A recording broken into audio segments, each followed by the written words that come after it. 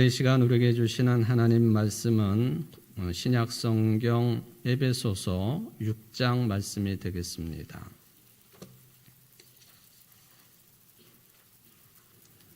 에베소서 6장 10절부터 20절까지 말씀을 봉독해 드리겠습니다. 끝으로 너희가 주 안에서와 그의 힘의 능력으로 강건하여지고 마귀의 관계를 능히 대적하기 위하여 하나님의 전신 갑주를 입으라. 우리의 씨름은 혈과 육을 상대하는 것이 아니요 통치자들과 권세들과 이 어둠의 세상 주관자들과 하늘에 있는 악한 영들을 상대함이라. 그러므로 하나님의 전신 갑주를 취하라. 이는 악한 날에 너희가 능히 대적하고 모든 일을 행한 후에 서기 위함이라. 그런즉 서서 진리로 너희 허리띠를 띠고 의의 후심경을 붙이고 평안의 복음이 준비한 것으로 신을 신고 모든 것 위에 믿음의 방패를 가지고 이로써 능히 악한 자의 모든 불화살을 소멸하고 구원의 투구와 성령의 검 곧 하나님의 말씀을 가지라. 모든 기도와 간구를 하되 항상 성령 안에서 기도하고 이를 위하여 깨어 구하기를 항상 힘쓰며 여러 성도를 위하여 구하라. 또 나를 위하여 구할 것은 내게 말씀을 주사 나로 입을 열어 복음의 비밀을 담대히 알리게 하옵소서 할 것이니 이 일을 위하여 내가 쇠사슬에 매인 사신이 된 것은 나로 이 일에 당연히 할 말을 담대히 하게 하려 하심이라. 아멘. 이는 하나님의 말씀입니다. 하나님께 감사합니다.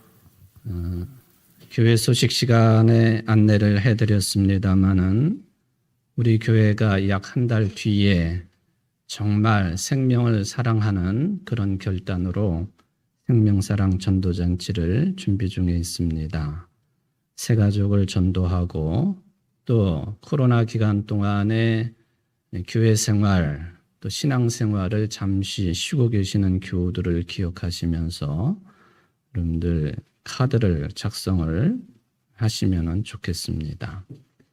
오늘 제가 이해를 좀 할 것은 카드를 미리 받으셔서 설교 시간에 기도하는 심정으로 전도하실 분들 또 코로나로 쉬고 계시는 교우들을 명단에 적으실 터인데 묵상하시면서 눈 감으시고 그것을 위해서 눈 감고 기도하시면 제가 이해를 하겠습니다. 다른 이유로 주시면은 제가 불꽃 같은 눈으로 살펴보겠습니다. 어쨌든 그만큼 이 일이 중요하다 하는 것을 명심하시고 설교 중에 기도하는 심정으로 잘 찾아내시기를 부탁을 드리겠습니다. 바울은 여러 차례 감옥에 갇힌 적이 있습니다. 감옥에 있으면서도 바울이 복음을 전하고 탄생된 교회들에게 편지를 썼습니다. 소위 말하면 옥중서신이라고 불리우는 책들이 신약성경에 몇 권이 포함되어 있습니다. 오늘 우리가 에베소서를 읽었는데 에베소서도 옥중서신 중에 한 편입니다. 골로새서 또 빌립보서, 빌레몬서 이런 내용들이 바울이 감옥에 있으면서 성도들을 기억하면서 기도하는 심정으로 편지를 써보낸 내용들이 되겠습니다. 감옥에 있으면서 편지를 썼다. 그것은 매우 간절한 심정으로 편지를 썼다고 볼 수가 있겠습니다. 이런 내용들이 2000년이 지난 지금도 우리는 성경 말씀으로 받아들이는데 이런 내용들을 읽을 때마다 복음이 막 전파되기 시작할 그 즈음에 정말로 생생한 초기 기독교의 원초적인 그런 모습들을 살펴볼 수 있는 귀한 자료들이라고 볼 수가 있겠습니다. 그런 차원에서 오늘 본문의 첫 부사 표현을 생각해 보면 끝으로 그 표현을 사용을 합니다.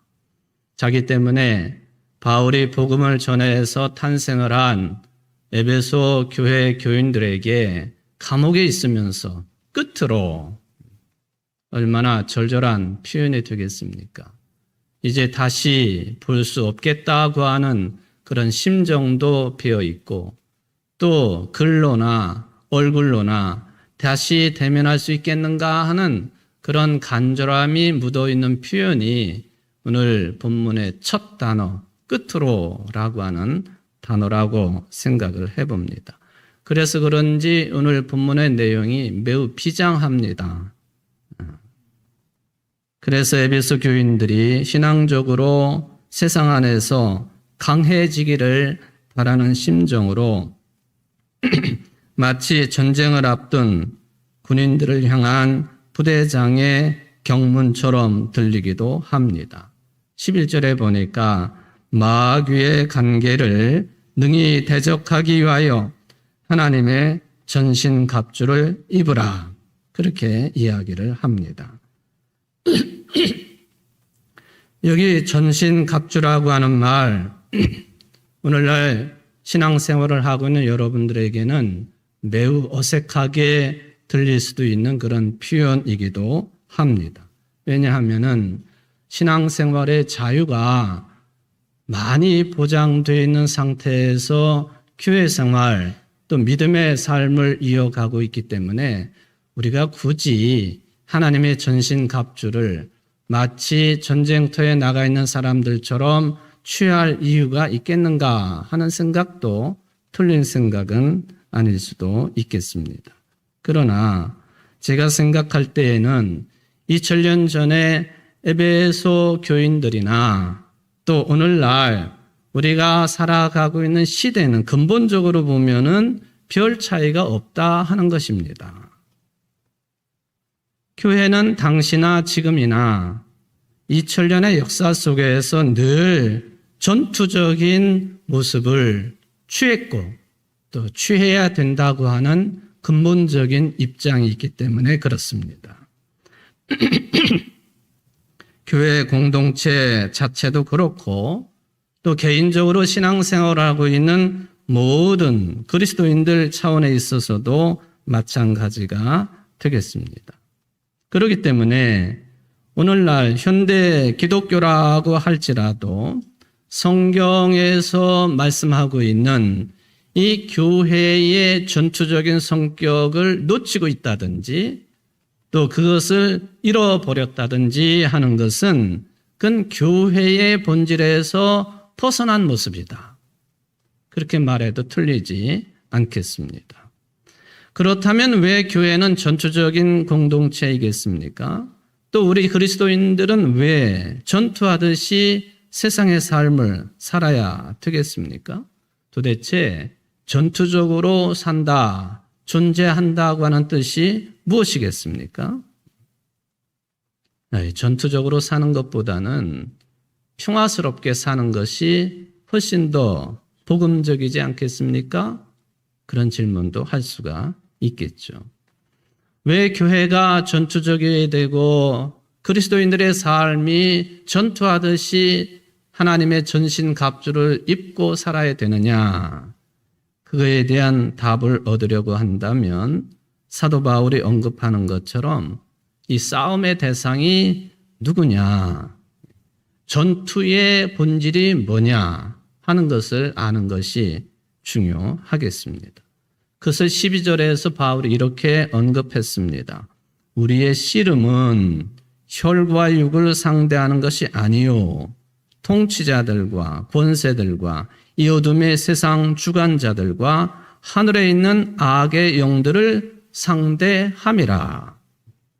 분명히 싸우지 말아야 될 대상 그리고 싸워야 될 대상을 구분을 해 놓았습니다. 먼저 싸울 대상이 아닌 건 뭐냐? 혈과 육이라 했습니다. 이 혈과 육이라고 하는 즉 피와 살이라고 하는 이 용어를 공동 번역이나 또 새번역 성경에서는 인간이라고 번역을 했습니다. 그러니까 우리는 인간을 상대로 싸우는 것이 아니다. 그런 뜻입니다. 인간을 상대해서 싸우는 게 아니라 그 말은 곧 죄는 미워하지만은 사람은 미워하지 않아야 된다 하는 그 말씀을 생각나게 하는 표현이라고 보여집니다. 그런데 우리는 얼마나 자주 인간, 사람을 상대로 싸우고 있습니까? 사소한 문제로 시작해서 그게 집안 싸움이 되고 또 옛날 같으면 부족의 싸움이 되고 그게 전쟁으로 되기 때문에 그렇기 때문에 인류 최초의 법전이라고 하는 하무라비 법전에서는 이는 이로 또 눈은 눈으로 그 정도만 해라 하는 것이죠. 이를 맞았다고 해가지고 그 이 하나 부러졌는데 이 세 개를 부러뜨려서는 안 된다 그런 뜻이에요. 눈 한 대 맞아서 눈이 시퍼렇게 멍들었으면 상대방에게 그 정도로만 갚을 것이지 그 이상으로 하지 말아라. 그렇게 되면 전쟁이 일어나게 되어 있다. 그러니까 그 옛날에 수천 년 전에 이 법전의 의미가 무엇인지를 깨닫게 됩니다. 사소한 문제로 싸우다 보면은 감정 다툼으로 격화가 되고 문제가 해결됐다 할지라도 적개심이나 앙금이 그대로 남아있지 않습니까? 극복하기가 쉽지 않아요. 평생을 갑니다. 심지어는 교회 내에서도 이런 모습들이 종종 발견되지 않습니까? 안타까운 일이지요. 바울이 감옥에 갇힌 상태에서 에베소서를 썼다고 말씀을 드렸습니다. 분명히 바울을 감옥에다가 가둔 사람이 있었습니다. 사도행전 21장 27절 이하에 보면은 바울이 체포가 되는 이야기가 자세하게 나오고 있습니다. 어느 해 바울이 예루살렘 성전을 방문을 합니다. 그때는 아시아에서 온 디아스포라 유대인들도 많이 와 있었습니다. 이 아시아에서 온 디아스포라 유대인들이 사도 바울을 보고는 큰 소리로 외쳤습니다. 저 작자는 율법을 무시한 사람이요, 성전을 무시한 사람이요. 거기다가 지금 보니까 에베소 지역에서 올라온 이방인을 데리고 성전을 들어간 사람이요. 하나님을 모독하고 성전을 모독한 사람이라 이 이야기를 듣고는 예루살렘 전체가 발칵 뒤집혔습니다. 바울은 이 정도만 해도 돌에 맞아 죽어도 마땅한 사람입니다. 그래서 사람들이 바울을 끌어가지고 성전 밖으로 나가 죽이려고 했습니다. 이 소식을 듣고는 로마 부대의 천부장이 급하게 부하들을 이끌고 현장으로 출동을 했습니다. 목숨이 위태로운 바울을 일단 성난 군중들과 격리를 했습니다. 이후에 사도 바울은 여러 차례 재판을 받고 심지어는 로마 황제에게 항고해가지고 재판을 받기 위하여 로마까지 억류가 돼가지고 압송되기까지 했습니다. 그리고는 로마에서 생을 마감을 하지요. 바울이 그래도 여러 번 재판을 받을 수 있었고 심지어는 황제에게 항고까지 할 수 있었던 것은 당시에 지금의 미국 시민권을 가진 것처럼 엄청난 힘을 가지고 있었던 로마 시민권자였기 때문에 가능한 일이었습니다.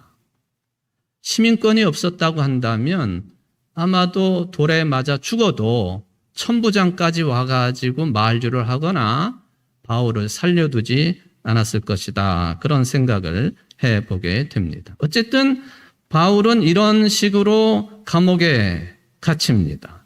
이 외에도 바울은 억울한 일을 수없이 많이 겪었습니다.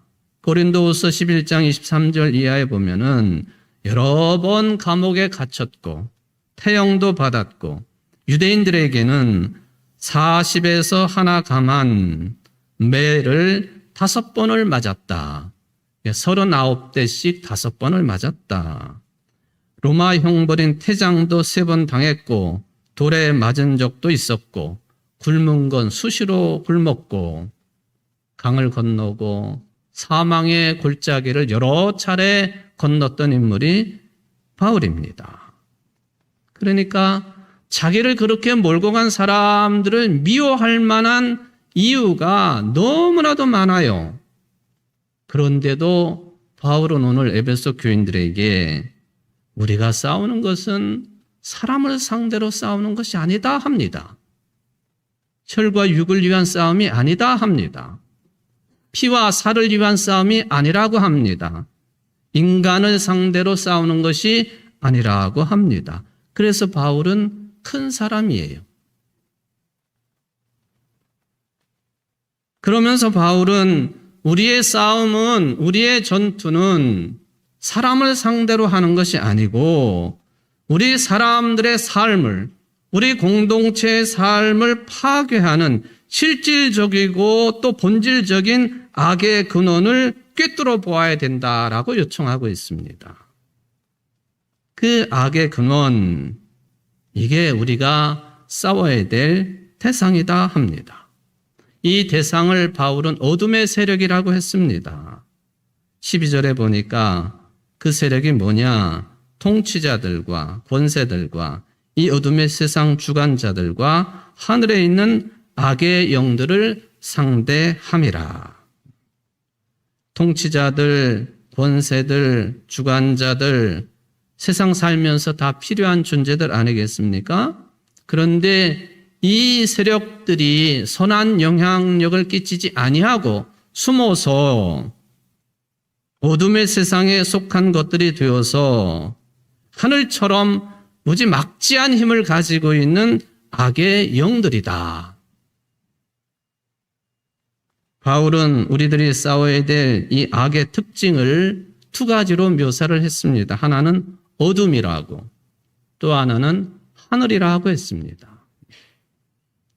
어둠이라고 표현한 것은요, 악의 세력들은 잘 드러나지 않는다고 하는 거예요.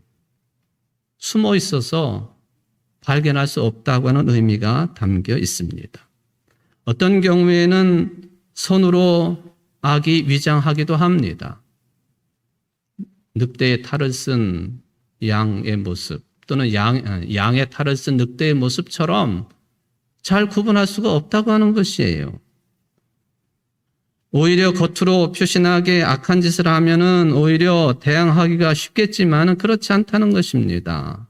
식별하기가 어려워서 싸우기 어렵습니다. 사도행전에 바울의 체포 장면을 말씀을 드렸습니다마는 바울이 율법을 모독하고 성전을 모독하고 이방인을 성전에 데리고 왔다고 해가지고 예루살렘 주민들을 선동한 사람들, 아시아에 흩어져 살고 있는 디아스포라 유대인들 아닙니까? 이 사람들은요, 당시 기준으로 보면은 선한 일을 한 것이에요. 또 이들에게 선동을 당한 군중들도 자신들의 행위가 정당하다고 생각했을 것입니다. 이런 모습은 우리 인류의 역사, 근현대사를 살펴보아도 극명합니다. 예를 들면은 제2차 세계대전 당시에 나치의 히틀러 마찬가지 모습입니다.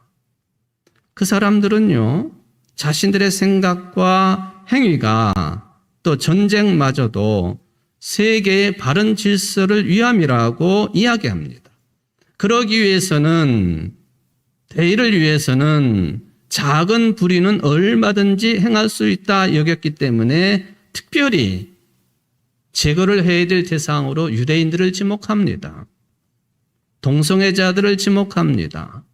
공산주의자들을 지목했습니다. 집시들도 지목의 대상이었습니다. 심지어는 몸이 불평한 장애인들도 대의를 위해서는 제거되어야 될 그런 일들이라고 판단을 했습니다.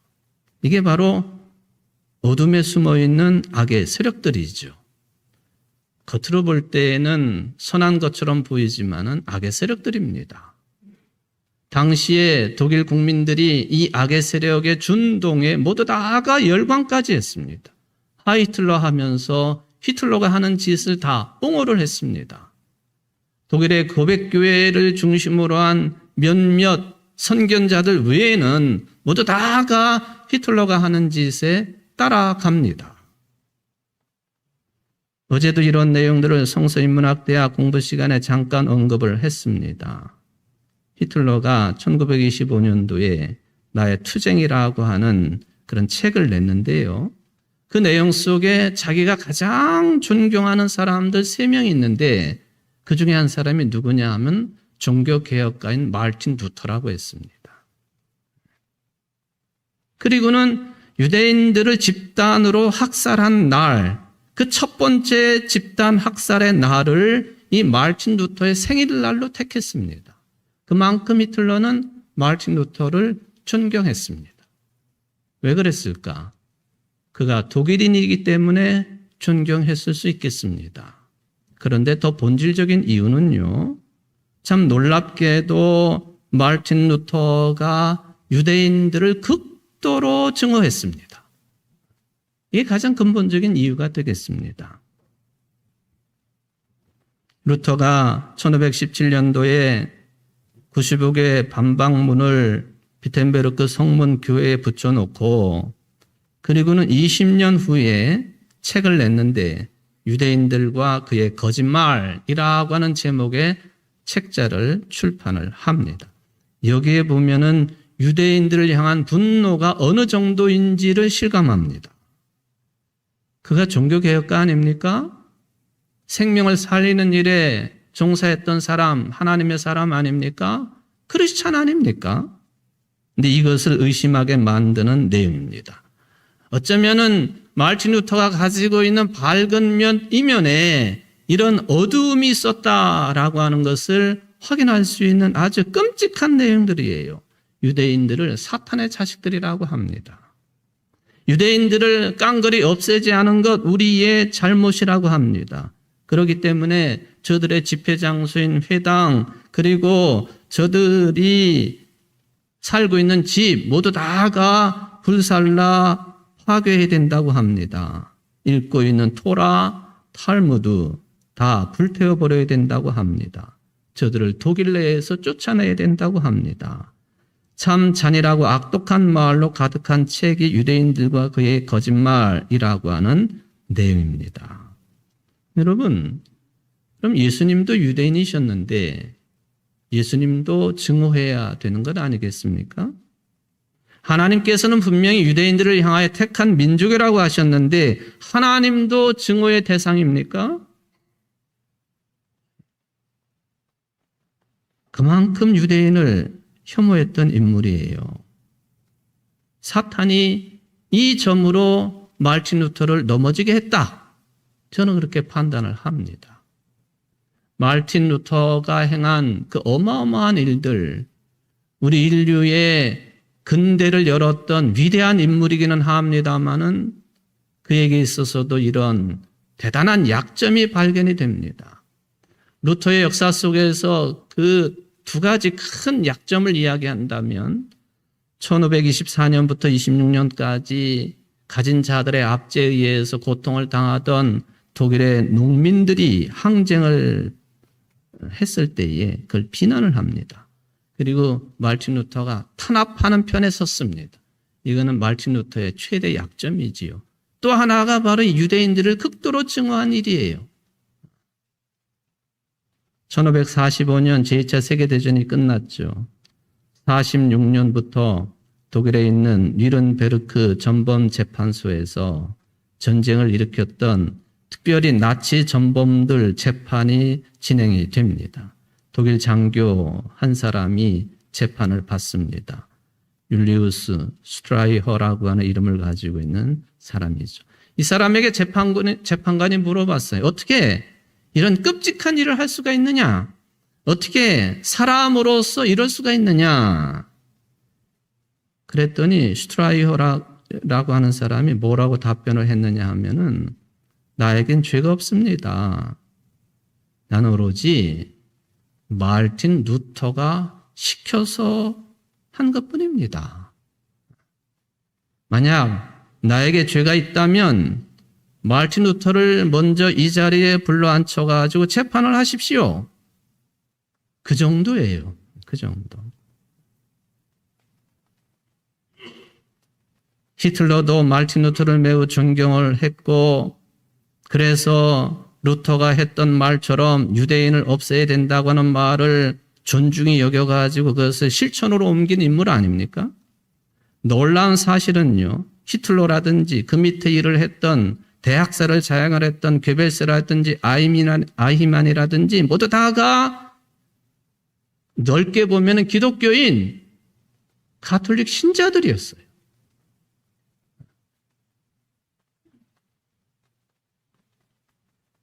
어떻게 그럴 수 있을까? 이 사람들은 속으로도 그렇게 생각했지만은 겉으로도 그것을 아예 대놓고 드러낸 사람들이죠. 유대인들을 어떻게 생각했느냐? 독일 말로 말하면 운테르 멘셴, 인간 이하의 존재로 판단한 거예요. 하위 인간이라. 겉으로 보면은 인간이라고 볼 수는 있지만은 실제로는 개, 돼지, 쥐만도 못한 존재들로 여겼기 때문에 그런 짓거리를 할 수 있었던 거예요. 나치가 보기에는 유대인들, 집시, 또 동성연애를 하는 사람들, 뭐 이런 사람들, 또는 심지어는 몸에 장애를 가지고 있는 사람들, 사실상 짐승 취급을 한 것이죠. 그러니까 그런 짓을 할 수 있었던 것이죠.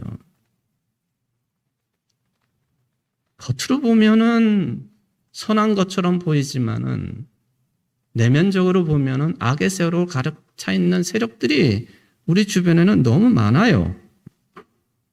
실제적으로 선한 사람인 줄 알았는데 악한 사람 많지요.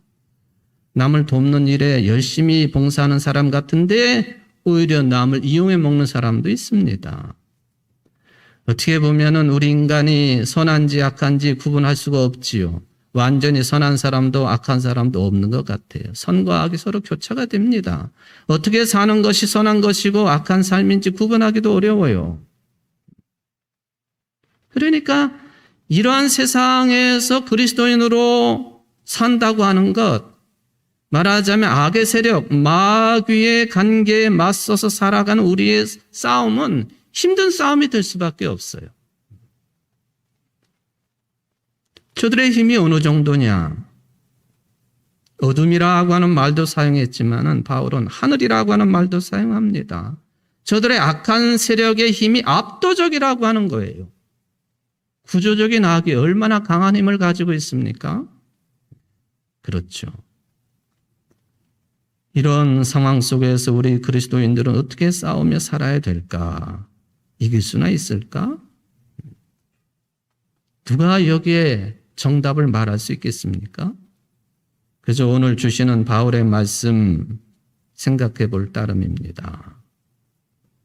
바울은 에베소 교인들에게 힘든 싸움을 앞두고 있는데 완전 무장이 필요하다고 했습니다. 전신 갑주를 입어라. 헬라어로 보면은 완전한 갑옷을 입어라. 우리 군대용어로 말하면 완전 무장을 해야 된다, 그런 뜻입니다. 어둠의 세력인 하늘의 힘과 같이 악한 영을 가지고 있는 이런 세력들과 대항하는 싸움이 너무나도 어렵기 때문에 그냥 적당하게 대충 무장해서는 곤란하다는 거예요. 진리의 허리띠, 정의의 가슴막이, 평화의 복음을 전하는 신발, 악한 자의 불화살을 막아낼 수 있는 믿음의 방패, 구원의 투구, 하나님의 말씀인 성령의 검이 필요하다 했습니다. 말 그대로 무기를 가져라 하는 것이 아니라 신앙적인 완전 무장이 필요하다는 말씀입니다. 아이고, 세상 먹고 살기도 힘들고 뻑뻑한데 어떻게 신앙적으로 그렇게 완전 무장을 할 수가 있겠습니까? 목회자들이나 하시죠. 신학자들이나 하시죠. 수도하는 사람들이나 하시죠. 그런데요, 바울은 에베소의 교역자들에게만 이 말씀을 한 게 아니라는 거예요.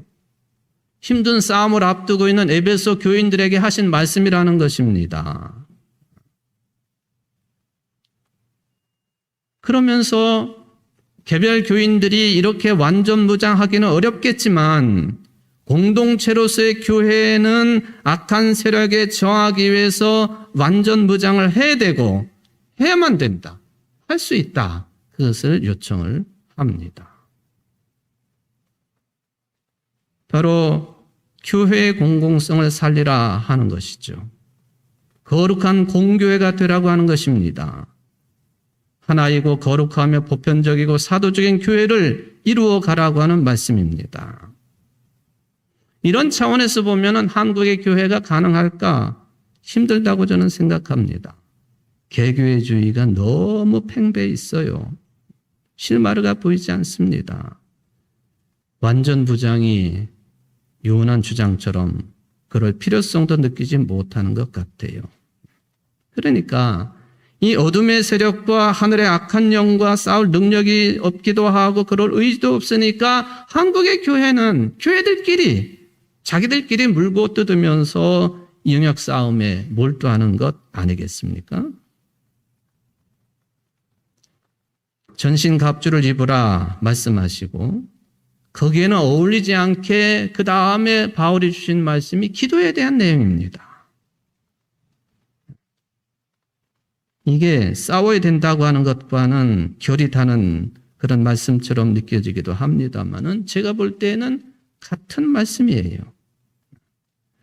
숨어서 압도적인 힘으로 세상을 통제하는 악의 영과 투쟁을 하려면 교회의 공공성이 확보되어야 되는데 그 공공성의 본질적인 모습이 뭐냐? 기도하는 거라 하는 거예요. 기도하는 거라. 그래서 모든 기도와 간구를 하되 항상 성령 안에서 기도하고 이를 위하여 깨어 구하기를 항상 힘쓰며 여러 성도를 위하여 구하라. 중보 기도를 해라. 19절, 20절 말씀도 비슷한 내용으로 반복하십니다. 깨어 있어라 하는 것이죠. 성령의 인도함을 받기 위해서는 깨어 기도해라 하는 것이죠. 그것도 실망하지 말고 꾸준히 무시로 기도해라 하는 요청이 되겠습니다. 누가복음 18장에 보면은 유명한 예수님의 비유 가운데 불의한 재판관의 비유가 있지 않습니까? 이 비유를 주신 목적이 뭐예요? 한 과부가 불의한 재판관을 찾아가 가지고 억울함을 호소를 하지만 들어주지 않습니다. 계속 찾아가 가지고 호소하고 불평을 하고 말을 하니까 이 재판관이 귀찮아서라도 이 과부의 말을 들어주었다. 그게 결론이지요. 이 기도에 대한 말씀을 하시면서 이 비유를 주신 것 아닙니까? 환난과 고난의 날이 가까워질수록 항상 기도하고 낙심하지 말아야 된다. 반드시 기도해야 되고 또 지쳐서 중도에 포기하지 말아야 된다. 그 뜻을 가지고 예수님께서 기도에 대한 언급을 하시면서 불의한 재판관의 비유를 주셨다고 볼 수가 있겠습니다. 사랑하는 성도 여러분, 오늘 에베소 교인들을 향하여 중무장을 해라 해놓고는 기도하라 하십니다. 싸우라 해놓고는 낙심하지 말고 끊임없이 기도하라 하십니다.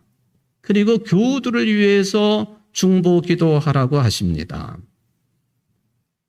우리 교회가 생명사랑 전도잔치를 하는 것 중보 기도의 일환입니다. 여러분들 설교 들으시면서 중보 기도 하셨습니까? 대상자들 정하셨어요? 에이, 남의 일이지. 나는 없어. 왜 없어요? 구역원 중에 쉬고 있는 분들, 친인척 중에 쉬고 있는 분들, 아니 전도 대상자들 왜 없겠어요? 기도하지 않으면 안 된다. 이런 생명들을 살리기 위해서 우리가 완전 보장을 하고 기도하지 않으면 안 된다. 이게 우리의 절박 아닙니까? 여러분들 이제 이 카드에 기록할 분들 생각나셨을 줄 믿습니다. 많이들 기록해 주시기를 바랍니다. 생명 살리는 일이기 때문에 중요한 일입니다. 기도하시겠습니다. 사랑의 하나님 아버지, 우리의 기도를 과부의 간청에 대해서 단순하게 풀어주시는 것이 아니라 속히 풀어준다고 말씀하셨는데 이 말씀을 믿습니다. 계속해서 끊임없이 우리들이 하나님께 기도하고 또 중단 없이 기도하고 또 실망하지 아니하고 기도하고 생명 살리기 위해서 기도하는 우리 교회의 기도 소리에 응답하여 주옵소서. 하나님 영광만을 돌리게 하옵소서. 예수님의 이름으로 기도하옵나이다. 아멘.